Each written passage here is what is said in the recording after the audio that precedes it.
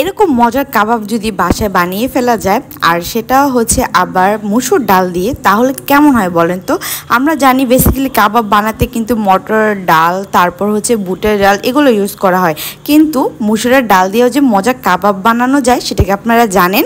না জানলে কিন্তু আজকে ভিডিওটা আপনাদের জন্য। হ্যালো এভরিওয়ান, আসসালামু আলাইকুম, welcome to my another new cooking video. So এখানে আমি নিয়ে নিয়েছিলাম মসুরের ডাল, তারপর নিয়েছি গরু মাংস ছোটো ছোটো পিসেস করে কেটে, তারপর আমি কিছু মশলা অ্যাড করে দিচ্ছি। এখানে দিয়েছি আদা রসুন বাটা, দেন দিয়ে দিয়েছি মরিচের গুঁড়ো, তারপর দিয়ে দিলাম ধনিয়ার গুঁড়ো, এখন দিয়ে দিলাম লবণ, তারপর দিলাম আমি শাহি গরম মশলার গুঁড়ো, তারপর অ্যাড করে দিচ্ছি এখানে রাঁধুনি মাংসের যে কাবাব মশলা আছে সেটা। দেন তারপর এখানে অ্যাড করে দিলাম তেল, এখন দিয়ে দিয়েছি খানিকটা পেঁয়াজ কুচি। এখন সবগুলো উপকরণকে আমি ভালো করে হাত দিয়ে মিক্স করে নিব যাতে মাংসের মধ্যে মশলাগুলো খুব ভালোভাবে ঢুকে। দেন এখন এটাকে সিদ্ধ করব, আর সিদ্ধ করার জন্য কিন্তু পানি অ্যাড করতে হবে। সো আমি পরিমাণ মতো পানি দিয়ে এটা আমি চুলাতে বসিয়ে দিলাম। দেন তারপর কিছুক্ষণ পর এটা বলক চলে আসলো, এখন আমি এটাকে নেড়ে দিলাম, তারপর ঢেকে দিলাম। এটা একটু সিদ্ধ হতে সময় লাগবে, দেন আপনারা টাইম নিয়ে এটাকে সিদ্ধ করবেন। দেন তারপর এই তো নাড়া দিয়ে আবার একটু ঢেকে দিলাম, যে পর্যন্ত একদম পানিটা শুকিয়ে না যাবে আমি সিদ্ধ করে নিব। এখন দিয়ে দিয়েছি দুটো শুকনো মরিচ, আর দেখেন আমার পানিটাও কমে গেছে, আর এটা কিন্তু একদম মাখা মাখা হয়ে গেছে।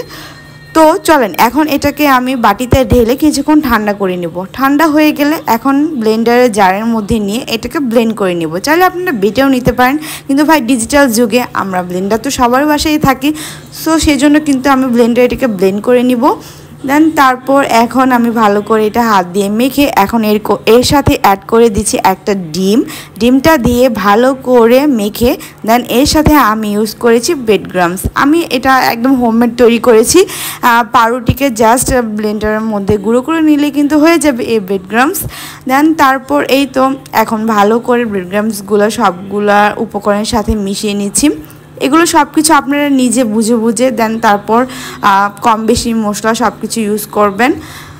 দেন তারপর এখানে আমি হাত দিয়ে এরকম গোল গোল করে, দেন তারপর দুই হাত দিয়ে এটাকে গোল করে নিয়ে দেন দুই পাশ দিয়ে একটু চ্যাপ্টার মতো করে দিব। আমি জানি এই কাজটা আপনারা সবাই পারেন, কারণ কাবাব কিন্তু আমরা সবাই বানাতেই পারি, কি বলেন?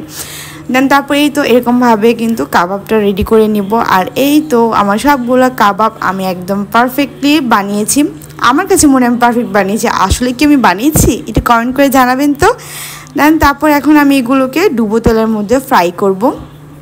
দেন এখানে আমি তেল গরমে বসিয়েছিলাম, এটাকে একদম হাই হিটে কিন্তু তেলটা গরম হতে হবে, লো হিটে কিন্তু তেলটা গরম করলে কিন্তু কাবাবগুলো ছুটে যাওয়ার সম্ভাবনা থাকবে আর তেল চুপচুপ করবে। সেজন্য কিন্তু আমরা একদম হাই পাওয়ারে কিন্তু এটাকে ফ্রাই করে নিব। দেন তারপরেই তো এপিট উপিট উল্টে কিন্তু দেখেন এটা একদম কিন্তু রেডি।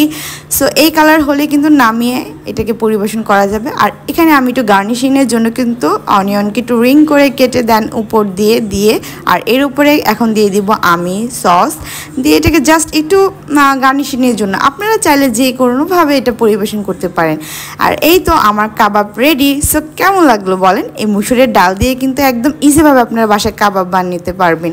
আর এই কাবাবটা খেতে কিন্তু দারুণ মজা ছিল। আপনারা চাইলে কিন্তু এরকম কাবাব বানিয়ে এটাকে ফ্রোজেন করে রাখতে পারেন, হঠাৎ মেহমান আসলে বাসায় যখন তখন ফ্রাই করে খেতে পারবেন বা বিকেলের নাস্তায়। সো কেমন লাগলো রেসিপিটি কমেন্ট করে জানাতে ভুলবেন না। ভালো লাগলে লাইক কমেন্ট শেয়ার।